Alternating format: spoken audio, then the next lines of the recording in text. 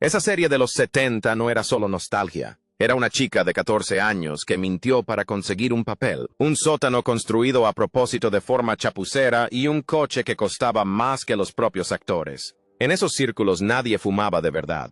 Un acento era completamente falso, y el verdadero final, Fox lo ocultó para dar paso a algo más seguro. Estos son 20 datos extraños sobre That Theater Show. Y como extra, una escena eliminada tan inapropiada que la cadena la ocultó y fingió que nunca sucedió. Pasa el rato en la calle. ¡Esto se pone feo!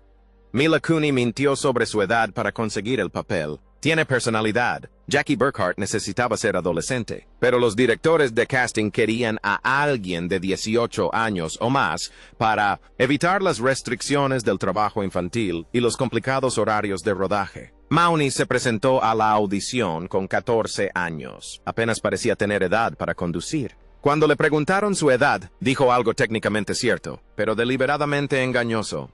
Cumpliré 18 años el día de mi cumpleaños. No mencionó que faltaban 4 años para su cumpleaños. El equipo de casting asumió que se refería a que tenía 17 años y que pronto cumpliría 18. La contrataron en el acto. Kunis se presentó a la primera lectura de guión y los productores empezaron a notar cosas. Tenía un acompañante. Sus horas estaban restringidas. Alguien mencionó su horario escolar.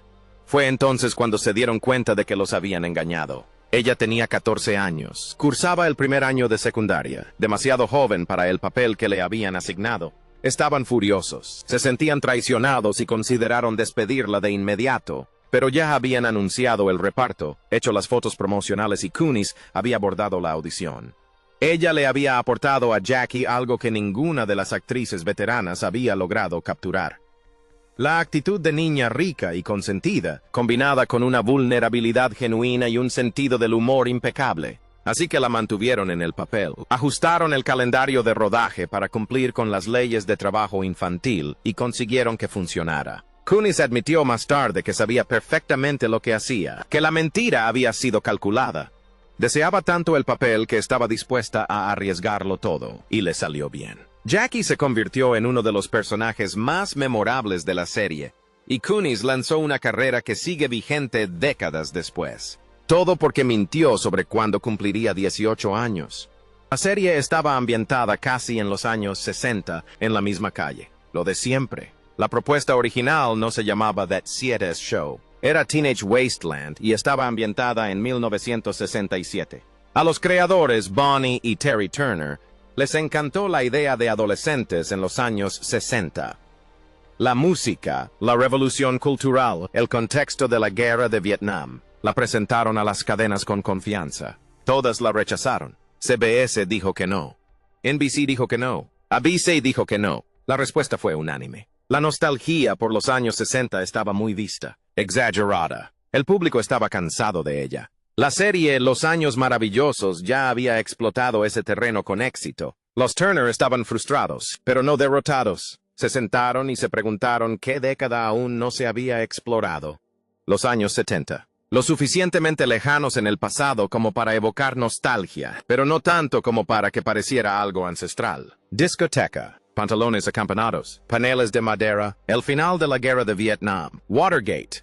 Un momento cultural fascinante que nadie había plasmado realmente en una comedia de situación. Reescribieron la idea, ambientaron la serie en 1976 y la rebautizaron como El Show de los 70. De repente, las cadenas de televisión se interesaron. Fox la adquirió casi de inmediato. La misma premisa que fracasó en los años 60 triunfó en los 70 gracias al momento oportuno. El público que creció en los 70 ahora tenía entre 30 y 40 años, disponía de dinero, sentía nostalgia por su juventud. Y nadie les había ofrecido aún su propia versión de los años maravillosos.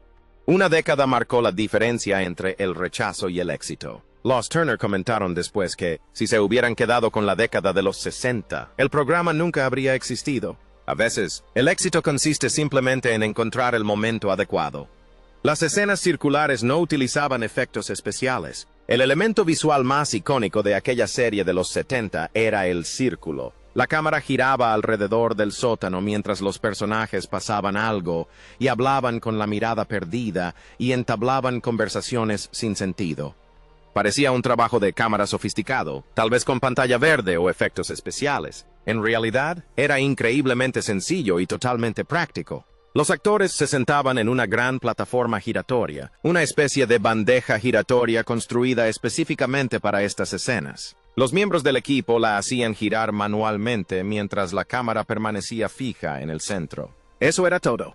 Sin ordenadores, sin efectos especiales de postproducción, solo una plataforma giratoria, una lente ojo de pez para distorsionar ligeramente la imagen e iluminación de colores para crear ambiente. Los actores se sentaban, fingían pasar algo y exhalaban con normalidad mientras la plataforma giraba bajo ellos. La lente ojo de pez distorsionaba ligeramente sus rostros, y la iluminación creaba esa atmósfera onírica y difusa. La producción dedicó más tiempo a perfeccionar la iluminación que a cualquier otra cosa. Probaron docenas de combinaciones de colores antes de decantarse por los cálidos tonos ámbar que se convirtieron en su sello distintivo. La sencillez fue genial. Parecía psicodélica y costosa, pero una vez construida la plataforma, el coste fue mínimo. Y funcionó tan bien que el público creyó completamente que los personajes estaban fumando marihuana, aunque no había nada allí.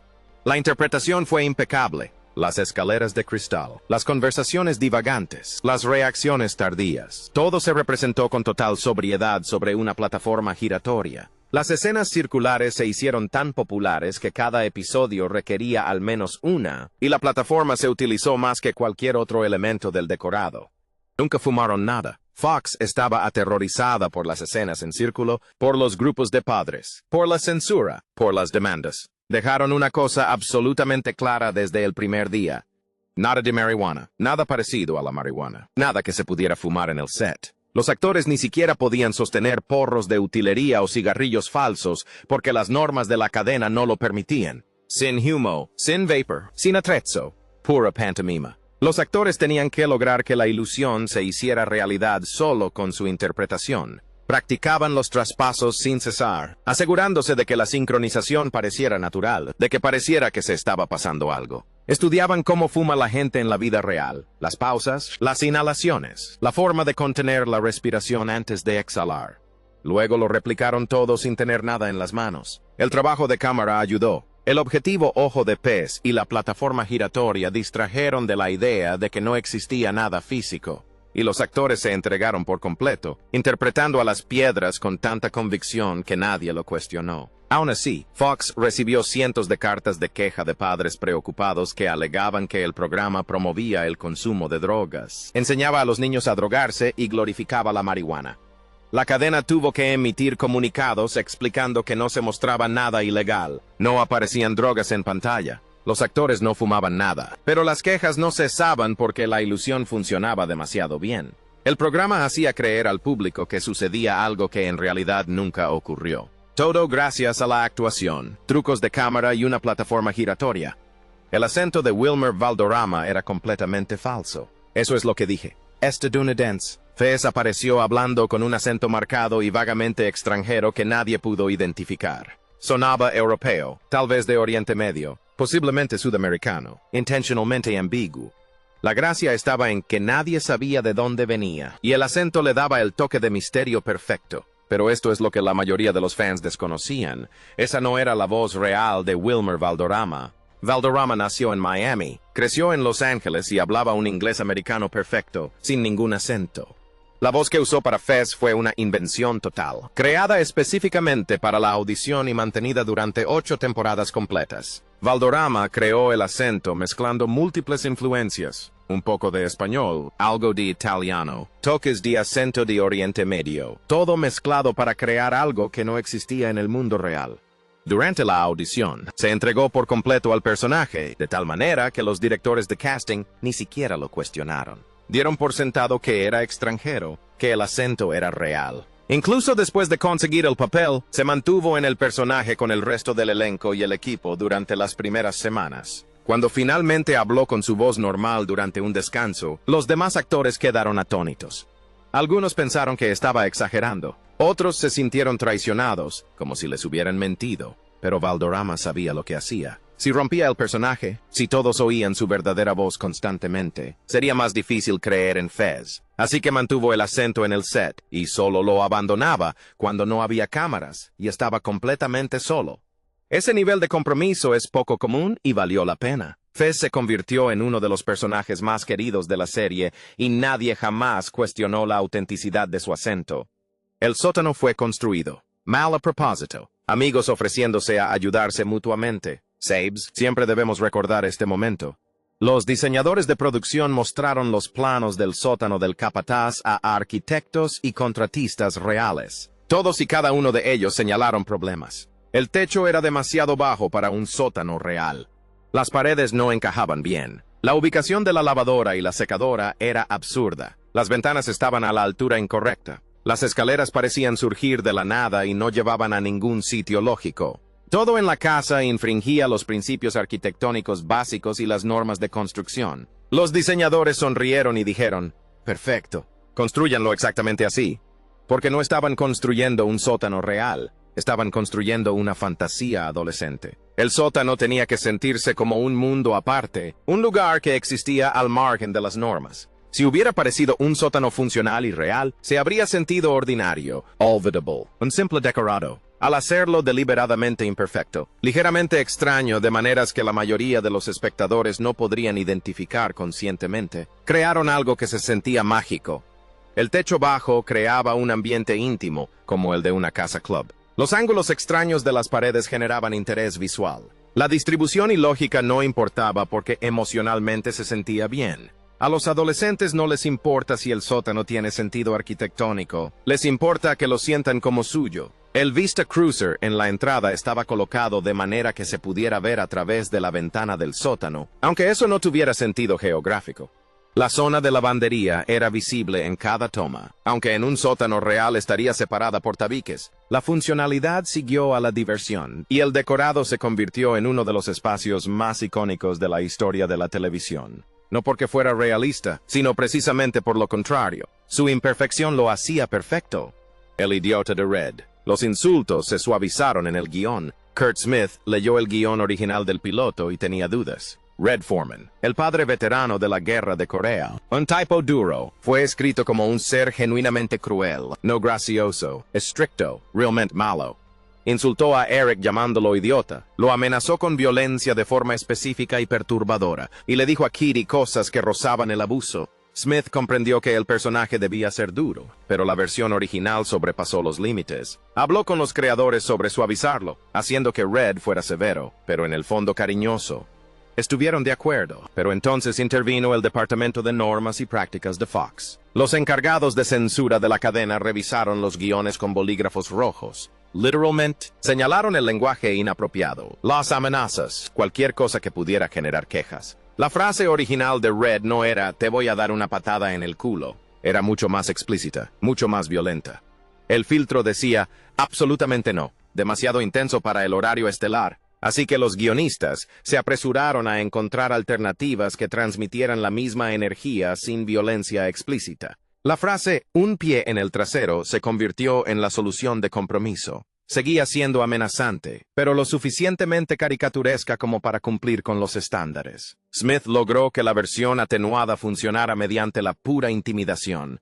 Su forma de hablar, su mirada penetrante, su habilidad para convertir la palabra idiota en el peor insulto imaginable. Creó un personaje que transmitía peligro sin serlo realmente. Red se convirtió en el padre cuyas frases todos citaban, todos adoraban, todos temían en cierto modo. Y sucedió porque la cadena los obligó a suavizar el guión original. A veces, la censura mejora las cosas al fomentar la creatividad. Tuir Grace quería irse después de la 7ª temporada. Eric Foreman era el protagonista, el centro de la serie de los 70, el personaje alrededor del cual giraba todo. Pero para la 7ª temporada, Tuir Grace ya no quería seguir en la serie. Había estado en el programa desde 1998 y había pasado toda su veintena interpretando a un adolescente encerrado en un sótano. Su carrera cinematográfica estaba despegando con Traffic y Ocean's 11 y estaba en buena compañía. Quería ser una estrella de cine, no un actor de televisión atrapado en Wisconsin. Grace acudió a los productores y ejecutivos de la cadena con una petición. «Déjenme salir después de la 7ª temporada. Entraron en pánico. La serie seguía teniendo éxito, seguía generando ingresos y seguía teniendo una audiencia fiel. Perder al personaje principal sería catastrófico. Le ofrecieron a Grace más dinero. Él se negó. Le ofrecieron reducir el calendario de rodaje. Él se negó. Le ofrecieron control creativo. Él se negó. Grace estaba decidido a irse y ya había tomado una decisión. Así que negociaron su salida. Eric se iría a África para un puesto de profesor que requería un compromiso de 1 año. Lo sacarían de la serie, pero dejarían la puerta abierta para un posible regreso. La última temporada intentó sobrevivir sin Eric Foreman y tuvo muchos problemas. El elenco no pudo sostener la serie sin su protagonista. Se introdujo al nuevo personaje, Randy, para llenar el vacío. Pero los fans lo odiaron. La química entre ellos era inexistente. La dinámica se había roto. Grace regresó para el final, pero el daño ya estaba hecho. La última temporada de la serie es la más floja porque el protagonista quería irse y nadie pudo detenerlo. A veces, el éxito no basta para evitar que la gente persiga sueños más ambiciosos. Fox casi la cancela después de la primera temporada. Entonces, ¿qué pasa con Vista Cruiser? Esa serie de los años 70 se estrenó en agosto de 1998 con una audiencia mediocre. No era terrible, pero tampoco nada del otro mundo. Los ejecutivos de Fox analizaron las cifras y detectaron un problema. La serie no lograba despegar, no conseguía una gran audiencia y no generaba expectación. Durante la primera temporada, los índices de audiencia se mantuvieron estables, lo suficientemente buenos como para seguir emitiéndose, pero no lo suficientemente fuertes como para garantizar la renovación. Fox celebró varias reuniones para decidir si la cancelaban. La serie era cara, el reparto crecía y las cifras no justificaban la inversión. Pero alguien analizó más a fondo la demografía. Si bien la audiencia general era promedio, la serie triunfaba entre los espectadores de 12 a 34 años, el grupo demográfico que más interesaba a los anunciantes. Los jóvenes no solo la veían, sino que estaban obsesionados, la citaban y la convertían en parte de su identidad. Fox se dio cuenta de que tenía algo valioso, aunque las cifras totales no fueran enormes. La renovaron para una segunda temporada, conscientes de que debía crecer o sería cancelada. La segunda temporada lo cambió todo. El boca a boca hizo su efecto. Más gente la descubrió. Los índices de audiencia subieron de forma constante y, de repente, aquella serie de los 70 se convirtió en un éxito rotundo. Para la tercera temporada, ya era un éxito rotundo, pero estuvo a punto de convertirse en una serie pasajera de una sola temporada que desapareció para siempre. La diferencia entre la cancelación y las 8 temporadas radicaba en analizar con más detenimiento quién la veía, no solo cuántos espectadores. A veces, sobrevivir consiste en encontrar el argumento adecuado, el enfoque preciso, el ejecutivo idóneo que comprenda tu valor. El nombre real de Fez nunca se escribió. En el episodio piloto, la pandilla conoce a Fez por primera vez. Alguien le pregunta su nombre, y él dice algo largo, complicado y completamente ininteligible. Todos acuerdan llamarlo Fez, que significa estudiante de intercambio. Se suponía que sería una broma pasajera en un episodio, pero luego los guionistas se dieron cuenta de que nunca habían decidido cuál era su verdadero nombre. Habían escrito la escena sin planificarla con antelación, así que tenían 2 opciones: inventarse un nombre a posteriori o convertir el misterio en un chiste recurrente. Eligieron la broma. Cada vez que alguien preguntaba el nombre real de Fez a lo largo de 8 temporadas, algo lo interrumpía. Sonaba una campana. Alguien empezaba a hablar por encima de él. Un ruido fuerte lo ahogaba. La broma evolucionó con el tiempo, volviéndose más elaborada y absurda. Para la última temporada, era evidente que los guionistas jamás la revelarían. Los fans se obsesionaron con el tema, crearon teorías e intentaron descifrar pistas de varios episodios, pero no encontraron nada porque, sencillamente, no existía nada. Hasta el día de hoy, ni un solo guión, ni notas del guionista, ni ningún documento entre bastidores revela el verdadero nombre de Fez. A Wilmer Valderrama le han preguntado en cientos de entrevistas, y él tampoco lo sabe, porque nunca se escribió. El personaje existió durante 8 años sin un nombre oficial, y ese misterio accidental se convirtió en uno de los elementos más perdurables de la serie. A veces, los mejores chistes recurrentes son los que surgen por casualidad, sin haberlos planeado bien. El Vista Cruiser cuesta más que la mayoría de las estrellas invitadas. El Oldsmobile Vista Cruiser no era un coche solitario de un coleccionista ni un accesorio barato de un desguace. Los diseñadores de producción querían el coche perfecto, el vehículo que evocara la libertad adolescente de los años 70. Buscaron durante semanas, examinando decenas de Vista Cruisers en diversas condiciones. La mayoría estaban oxidados, dañados o modificados de forma inadecuada para la televisión. Finalmente, encontraron uno en buen estado, lo compraron y luego invirtieron una fortuna en restaurarlo a la perfección. Pintura nueva, reparación del motor, restauración del interior, todo. El costo total superó lo que la serie pagaba a la mayoría de los actores invitados recurrentes por arcos argumentales completos de temporada. Los ejecutivos de la cadena vieron la factura y se indignaron. Exigieron explicaciones sobre el elevado precio del automóvil. Los productores argumentaron que el Vista Cruiser era prácticamente un personaje principal, ya que aparecía en casi todos los episodios y era fundamental para la identidad de la serie. El distintivo techo de cristal, los paneles de madera, su imponente tamaño. El coche era icónico y debía estar impecable. Durante 8 temporadas, la producción lo cuidó como si fuera una pieza de gran valor. Mantenimiento regular, retox, protección contra la intemperie. Al finalizar el rodaje, el Vista Cruiser se vendió en subasta por un precio considerablemente superior al coste de su restauración. Un fan lo compró y lo llevó a las convenciones de la serie VAT7S. El coche sobrevivió a la serie y se convirtió en un icono de la historia de la televisión. Todo porque la producción decidió invertir más en un coche de utilería que en actores. El personaje de Leo fue escrito para Tommy Chong. Tommy Chong no fue elegido para interpretar un personaje ya existente. El personaje fue creado para él. Cuando Chong quedó disponible en la segunda temporada, los guionistas vieron una oportunidad que no podían dejar pasar. Se trataba de Cheech and Chong, la mitad del dúo cómico de fumadores de marihuana más famoso de la historia, un ícono que definió el humor de marihuana para toda una generación. Y le interesaba trabajar en televisión. No le hicieron una audición para un papel genérico. Se sentaron y crearon el personaje de Leo Chincaque basándose exactamente en cómo era Tommy Chong en la vida real, solo que con un toque de exageración. Leo fue escrito como un tipo perpetuamente confundido, de buen corazón y algo desaliñado, dueño de la caseta de fotografía, que daba pésimos consejos y, de alguna manera, terminaba encontrando la sabiduría. En esencia, Chong interpretaba una versión de sí mismo, ligeramente exagerada para lograr un toque cómico. Los guionistas le dieron diálogos que explotaban sus puntos fuertes, situaciones donde su ritmo y dicción naturales brillarían. Chong no tuvo que actuar mucho. Simplemente tenía que aparecer y ser Tommy Chong, y funcionó a la perfección. Sus escenas se convirtieron en clásicos instantáneos, memorables y entrañables. El personaje fue tan popular que Leo se convirtió en un personaje recurrente a lo largo de la serie, apareciendo siempre que los guionistas necesitaban a alguien que representara el punto culminante de la rebeldía adolescente, el tipo que nunca dejó atrás los años 70. Chong comentó más tarde que fue el trabajo más fácil que jamás había tenido porque, en realidad, no interpretaba a nadie. Simplemente era él mismo mientras las cámaras grababan, y al público le encantó porque no había artificio, ni actuación, era auténtico. Y la autenticidad siempre resulta divertida cuando la persona es naturalmente entretenida.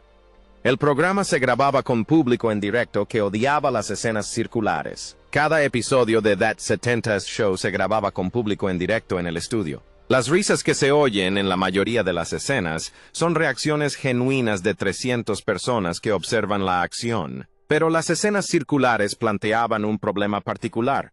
El público en el estudio no podía ver lo que verían los telespectadores en casa. Observaban a los actores sentados en una plataforma giratoria, hablando entre sí metidos en sus personajes, pero sin los trucos de cámara, los efectos de iluminación y el contexto que hacían que las escenas funcionaran en televisión. Desde la perspectiva del público, solo eran personas sentadas teniendo una conversación un tanto extraña.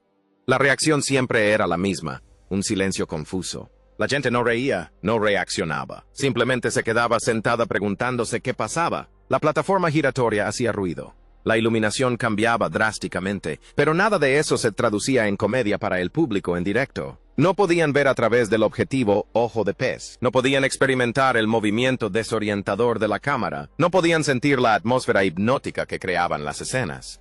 Simplemente veían a los actores comportándose de forma un tanto ridícula sin entender por qué. Esto obligó a los productores a tomar una decisión difícil: añadir risas grabadas a las escenas de círculo. La única vez que aparecen risas falsas en el programa de los 70 es durante las escenas de círculo porque el público en el estudio no reaccionaba adecuadamente. Los editores de sonido revisaban las escenas terminadas con todos los efectos. Decidir dónde debían ir las risas y añadirlas artificialmente parecía deshonesto, pero necesario. Sin las risas enlatadas, las escenas circulares se emitirían en completo silencio, frenando el ritmo cómico. A veces, lo que funciona en cámara no funciona en persona, y hay que salvar esa brecha con la tecnología. Ashton Kutcher casi lo deja todo por Punk'd. Cuando Punk'd se estrenó en MTV en 2003, se convirtió en un fenómeno instantáneo. Ashton Kutcher pasó de actor de comedias a ícono cultural de la noche a la mañana. Producía, presentaba y creaba el programa que definió la cultura de las bromas a principios de la década de 2000. Todo el mundo lo veía. Todo el mundo lo citaba. Todo el mundo temía ser víctima de una broma. Y Kutcher estaba en el centro de todo, de repente más famoso por gastar bromas a famosos que por interpretar a Kelso. Se dirigió a los productores de That 70s Show con una propuesta. Déjenme centrarme en Punk'd. Reduzcan mi papel o déjenme irme definitivamente. El momento era terrible. That 70s Show estaba en plena racha de éxitos. Kelso era un personaje crucial y la marcha de Kutcher perjudicaría al reparto. Pero Kutcher tenía poder de negociación. Ahora era la mayor estrella del programa. Tenía oportunidades por doquier. Podía irse si quería. Fox entró en pánico e inició negociaciones. Le ofrecieron mucho más dinero por episodio. Le ofrecieron horarios de rodaje reducidos para que pudiera grabar ambos programas simultáneamente. Le dieron voz creativa en las tramas de Kelso. Básicamente, hicieron lo que fuera necesario para retenerlo. Kutcher se quedó, pero su compromiso era evidente. En algunos episodios apenas aparecía, con excusas poco convincentes sobre que Kelso estaba en otro lugar. Su energía en el set cambió, distraído por sus otros proyectos. El elenco lo notó y no estaba nada contento, pero nadie podía culparlo por perseguir el éxito. Punk'd convirtió a Kutcher en un nombre conocido en todos los hogares, algo que la serie de los 70 jamás logró. Cumplió su contrato, pero su corazón estaba en otra parte. Y la serie sufrió las consecuencias, aunque fingieran que todo estaba bien. El spin-off fallido. Esa serie de los 80 arruinó los planes futuros. Los ejecutivos de Fox vieron el éxito de esa serie de los 70 y una oportunidad de franquicia. ¿Por qué detenerse en los 70? Podían abarcar todas las décadas, crear un universo nostálgico que trascendiera generaciones. Esa serie de los 80 recibió luz verde rápidamente, se desarrolló con grandes expectativas y se posicionó como el siguiente capítulo de la comedia ambientada en décadas. Se estrenó en enero de 2002 con una promoción masiva. Se posicionó justo después de la serie de los 70 para heredar la audiencia. Fox estaba tan seguro que ya había comenzado el desarrollo preliminar de la serie de los 90. La serie de los 80 fracasó estrepitosamente. Los críticos la odiaron, calificándola de pálida imitación que no lograba captar la esencia de la original. El público la rechazó de inmediato. Los índices de audiencia fueron catastróficos, cayendo semana tras semana. En mayo, Fox la canceló tras solo 13 episodios, uno de los mayores fracasos de la temporada. La cancelación puso fin a todos los planes para la franquicia. El desarrollo de esa serie ambientada en los 90 se detuvo de inmediato. Fox se volvió reacia a todo lo relacionado con la nostalgia de esa década. El fracaso dejó una importante lección. Aquella serie de los 70 funcionó gracias a la combinación perfecta de reparto, guión y ritmo. No se podía simplemente copiar la fórmula a otra década y esperar el éxito. Los 80 no tenían ese mismo factor de nostalgia. El reparto carecía de química y el guión se sentía forzado. Fox había asumido que el concepto era infalible, cuando en realidad lo que importaba era la ejecución. La franquicia murió con esa serie de los 90, y pasaron décadas antes de que Netflix reviviera con éxito el concepto con esa serie de los 90 en 2023. Aprendiendo de los errores de Fox, la relación entre Laura Prepon y Danny Masterson con la cienciología generaba tensión en el plató. Tanto Laura Prepon como Danny Masterson estaban profundamente involucrados en la cienciología durante la emisión del programa. Fueron reclutados jóvenes, eran miembros comprometidos y, como muchos cienciólogos, creían en compartir su fe. En el set, hablaban sobre los principios de la cienciología, invitaban a los actores a eventos y se ofrecían a presentar la organización a otras personas. Algunos actores se mostraron educadamente desinteresados. Otros se sintieron incómodos, presionados e intentaron evitar hablar del tema. La tensión religiosa nunca se discutió públicamente. Todos sonreían para las cámaras y la prensa, pero tras bambalinas, generó divisiones. Los miembros del reparto que rechazaron las invitaciones de la cienciología notaron que Prepon y Masterson se distanciaban, se volvían menos amigables entre tomas. No era una hostilidad abierta, solo un enfriamiento gradual de las relaciones. Algunos actores empezaron a evitarlos durante los descansos, almorzando en otro lugar y permaneciendo en zonas separadas del plató. El grupo, que parecía tan unido en pantalla, en realidad estaba dividido por diferencias religiosas que nadie quería reconocer. La producción estaba al tanto, pero no podía intervenir. La religión está protegida y, mientras no interfiriera con el rodaje, se mantuvieron al margen. Años después, tras el arresto y la condena de Masterson, el silencio del elenco sobre sus relaciones durante la serie cobró más sentido. Existían fisuras, tensiones y divisiones que nadie se sentía cómodo comentando públicamente. Preon finalmente se distanció de la cienciología, pero durante la emisión de la serie, esta tuvo una presencia significativa que afectó la dinámica del elenco de maneras que los espectadores nunca vieron.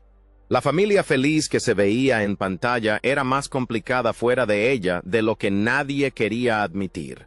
La última temporada se filmó en medio de disputas contractuales. Al final de la séptima temporada, la mayoría del elenco quería abandonar el proyecto. Tuir Grace ya había negociado su salida. Ashton Kutcher estaba centrado en su productora y su carrera cinematográfica. El resto del elenco sentía que sus papeles habían quedado obsoletos, deseaba explorar otras oportunidades y estaba listo para seguir adelante. Pero Fox tenía contratos legales y vinculantes que obligaban a los actores a completar 8 temporadas. Cuando los miembros del reparto empezaron a hablar de marcharse, el equipo legal de Fox envió un mensaje claro: cumplan con sus obligaciones o se enfrentarán a demandas por incumplimiento de contrato. La última temporada se filmó bajo esta tensión. Los actores acudieron porque estaban obligados legalmente, no porque quisieran estar allí. El ambiente en el plató cambió drásticamente. La espontaneidad de las primeras temporadas desapareció. Entre tomas, los actores se retiraban a los camerinos en lugar de socializar. La camaradería que hacía especial a la serie parecía artificial, forzada para las cámaras. Se nota en pantalla si sabes qué buscar.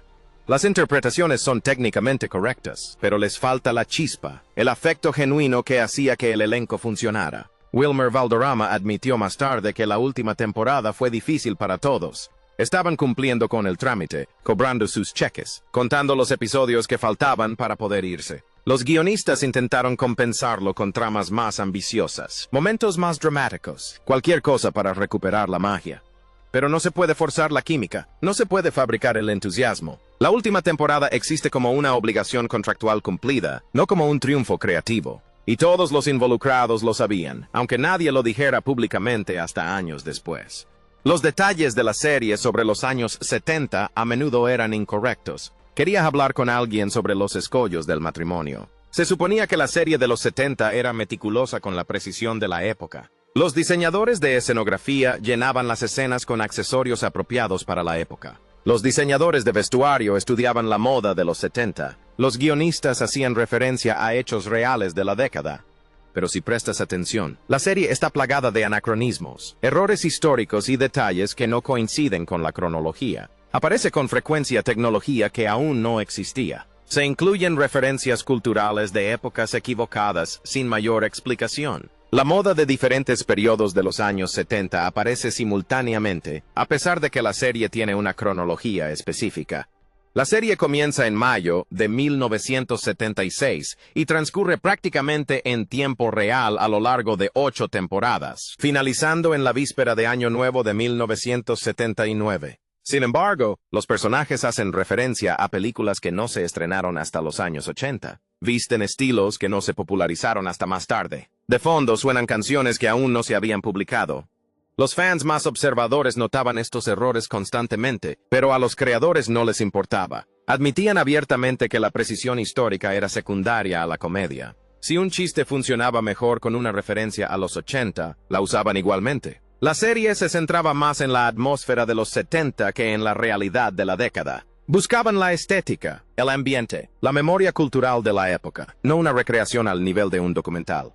Esto frustró a los aficionados a la historia y a los expertos en los años 70, quienes notaron cada error. Pero para la mayoría de los espectadores, los errores no importaban. El programa transmitía la esencia de los años 70, incluso cuando no era técnicamente preciso. A veces, la verdad emocional importa más que la verdad objetiva. Y ese programa de los 70 siempre optó por la emoción.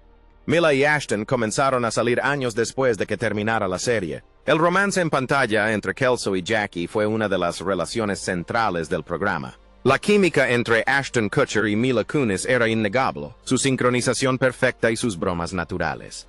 Los fans asumieron que debían estar saliendo en la vida real, que la conexión era demasiado real para ser actuación. Los tabloides especularon constantemente sobre una relación secreta, pero durante toda la emisión de la serie, Kutcher y Kunis nunca estuvieron juntos. Kutcher salió con otras actrices y finalmente se casó con Demi Moore. Kunis tuvo sus propias relaciones y mantuvo su vida privada alejada del ojo público. Su primer beso ocurrió en la serie That 70's Show cuando Kunis tenía 14 años y Kutcher 19. Fue un momento incómodo, cuidadamente coreografiado para respetar su edad. No tuvo nada de romántico. Se hicieron amigos, compañeros de trabajo y nada más. La serie terminó en 2006 y cada uno siguió su camino. El matrimonio de Kutcher con Moore fracasó. Kunis se centró en su carrera cinematográfica. Mantuvieron el contacto de forma esporádica, coincidían en eventos de la industria y conservaron una buena relación. Luego, en 2012, más de una década después de conocerse, algo cambió. Retomaron el contacto, empezaron a pasar tiempo juntos, y se dieron cuenta de que la química entre ellos iba más allá de la actuación. Empezaron a salir, se enamoraron de verdad y se casaron en 2015. Los fans enloquecieron cuando se dio a conocer la noticia. Kelso y Jackie terminaron juntos en la vida real, 15 años más tarde de lo que todos esperaban. Su relación demuestra que a veces el momento oportuno lo es todo. La conexión siempre estuvo ahí, pero tuvieron que madurar, vivir vidas separadas y encontrar el camino de regreso el uno al otro. La serie casi tuvo un final completamente diferente. El último episodio de That 7's que se emitió fue nostálgico, tierno y seguro. El grupo cuenta los segundos hasta la medianoche de la noche vieja de 1979. Al entrar juntos en The 8S, Eric regresa de África. Se reúne con el grupo y todos reflexionan sobre su amistad. Es cálido, satisfactorio y cierra todas las tramas de forma satisfactoria. Pero ese no era el plan original de los guionistas. La primera versión del final era mucho más oscura y realista sobre lo que realmente les sucede a los jóvenes de Point Place, Wisconsin. No todos conservan su amistad. No todos triunfan. Algunos se quedan estancados. En el guión original, el grupo se distanciaba, reconociendo que las amistades de la escuela secundaria no siempre perduran en la vida real. Hyde fue concebido para terminar trabajando permanentemente en la tienda de discos. Sus sueños de abandonar Point Place se desvanecieron. El estatus migratorio de Fid se convirtió en un problema, sugiriendo que podría ser deportado. Kelso ya se había marchado a Chicago como policía y apenas mantenía contacto. El tono era agridulce en el mejor de los casos, melancólico en el peor. Reflejaba con honestidad cómo las amistades adolescentes se rompen bajo el peso de la adultez, la distancia y los caminos divergentes. Los ejecutivos de la cadena lo leyeron y dijeron, de ninguna manera. Demasiado deprimente, demasiado realista. No es lo que el público esperaba de una comedia nostálgica. Exigieron una reescritura, algo esperanzador que celebrara las amistades en lugar de lamentar su fin. Los guionistas se resistieron, argumentando que su versión era más veraz y significativa, pero Fox tenía la última palabra. Reescribieron el final para que fuera más alegre, más convencional, menos doloroso. El guión original existe en algún lugar de un archivador, pero los espectadores nunca lo vieron. A veces, la verdad se sacrifica por la sensación que el público quiere experimentar. Dato curioso, la escena inicial eliminada que Fox se negó a emitir. Cada episodio de That 70's Show comenzaba con una escena inicial, un breve fragmento antes de los créditos. La mayoría eran graciosos, inofensivos y servían para presentar el tema del episodio. Pero una escena inicial nunca llegó a emitirse, ya que fue eliminada antes de que el episodio terminara la postproducción. En la cuarta temporada, los guionistas crearon una escena inicial donde el grupo discute qué harían en caso de una guerra nuclear. Empezó con una conversación divertida, típica de sótanos, pero se fue tornando cada vez más oscura. Hyde habló de búnkeres gubernamentales. Fez bromeó sobre la radiación. Luego, Eric hizo un comentario sobre Hiroshima que cruzó la línea. La broma no era explícitamente ofensiva, pero sí de mal gusto, ya que hacía referencia a las víctimas nucleares con la intención de provocar risas. Cuando los productores vieron el montaje, lo descartaron de inmediato. Era demasiado extremo, demasiado oscuro, inapropiado para una comedia de situación sobre adolescentes. Consideraron editarlo, suavizar el remate, pero decidieron que toda la secuencia estaba contaminada. La eliminaron por completo, filmaron una nueva versión, sin ninguna novedad, sobre algo inocuo, y desecharon la original. Las imágenes aún existen en los archivos de Fox, pero nunca se han publicado, ni en DVD, ni han aparecido en Internet. Los miembros del reparto que recuerdan haberlas grabado dicen que les parecieron graciosas en su momento, pero al verlas después se sienten mal. A veces, los chistes que funcionan en la sala de guionistas o durante el rodaje no resisten el frío proceso de edición. Esa escena inicial eliminada se convirtió en una advertencia en la sala de guionistas, un recordatorio de que no todo es apropiado, incluso para una serie que solía traspasar los límites. Esa serie de los 70 no se anduvo con rodeos. Mintió sobre las edades, falsificó acentos y sobrevivió a la cancelación fijándose en la audiencia. Si estos secretos cambian tu perspectiva del sótano, dale a me gusta, suscríbete y cuéntanos qué dato te sorprendió más. Porque a veces la nostalgia se construye sobre secretos que nadie quiere admitir.